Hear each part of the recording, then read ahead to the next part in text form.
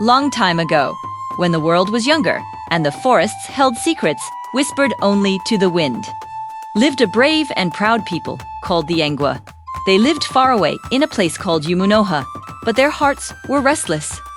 Their wise men, looking up at the sky, saw a sign. The land they knew was turning against them. The soil grew tired, and the gods called them to a new, blessed land, a land to the south. Their leader was a man whose spirit was like a mountain and whose voice could calm a crying child, King Eke-Nwaoha. He was not yet a king of a great empire, but a king of a hopeful journey. The Ngwa people packed everything they owned, clay pots, farming tools, and the bones of their ancestors wrapped in sacred cloth. With heavy hearts, they turned their backs on Umunoha and began their march. Their first great stop was a large, ancient settlement called Ama-Igbo. They hoped to rest there, but Ama-Igbo was not ruled by men. It was ruled by a terrible spirit known only as the Shadow. The Shadow was not a ghost, it was worse. It was a spirit of fear and paralysis. It lived in the high, thick walls of Ama-Igbo, and at night, it would send out its presence. When the Ngwa warriors tried to sleep, the air would turn cold and heavy. They would feel invisible hands pressing down on their chests. They could not scream, they could not move, they could only watch the darkness. Many of the strongest warriors lost their minds.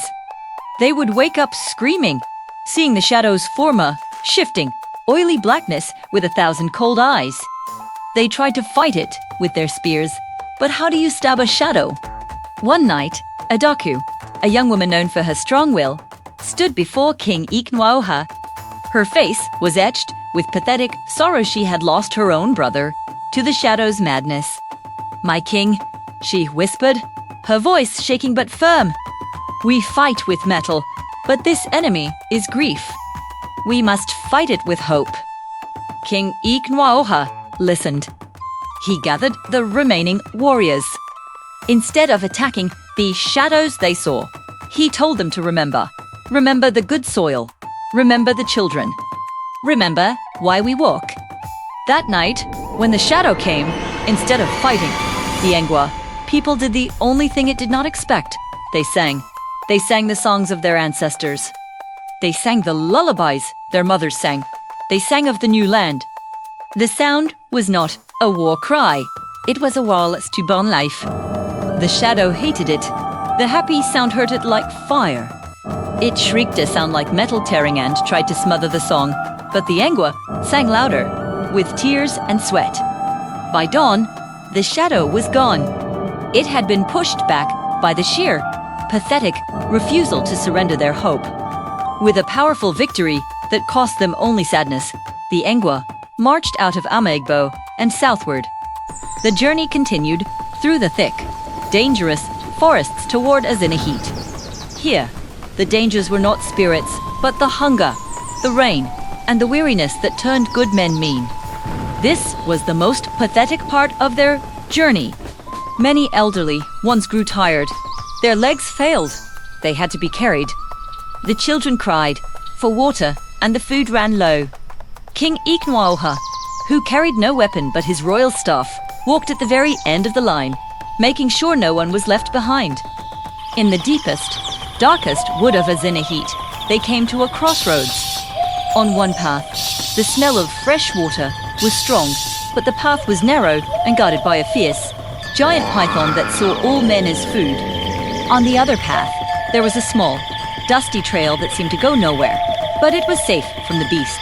The warriors, exhausted and desperate, wanted the water. "We must fight the snake," they roared, their eyes wild with thirst. But King Eke-Nwaoha raised his staff.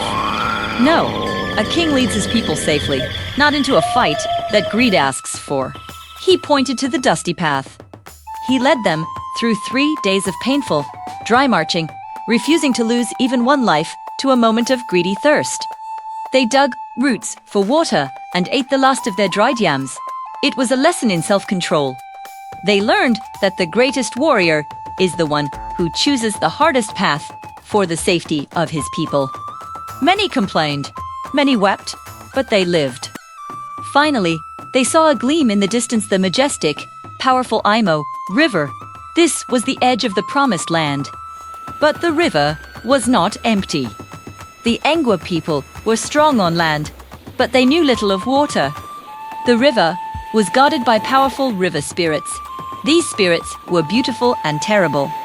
They appeared as stunning women with long, flowing hair and eyes like the deep blue river, but they were filled with cold malice. When the Engwa tried to cross, the river spirits rose up, using the water as their weapon. They whipped up storms in moments, sinking the small rafts and snatching people with fast currents, pulling them down to a watery grave. The sound of the river's roar was their cruel, echoing laugh. King Eke-Nwaoha realized he could not fight these spirits with iron or song. They were forces of nature. They demanded respect. He sought out the oldest woman in their group, Mama Nika, a keeper of ancient knowledge. She told him, "They are mothers of the water. They are angry because we try to take from the river without asking." The king went to the riverbank alone. It was an act of pure, pathetic humility. Ek knelt down, no as a king but as golder slaves. He offered the most precious things they had left. He offered clay from the sacred ground they had carried from Umunoha. He offered a small bundle of dried seeds for the new planting season. And most importantly, he offered a promise. "Great mothers of the river," he cried out over the waves, "we do not come to conquer your waters, only to pass to our promised land.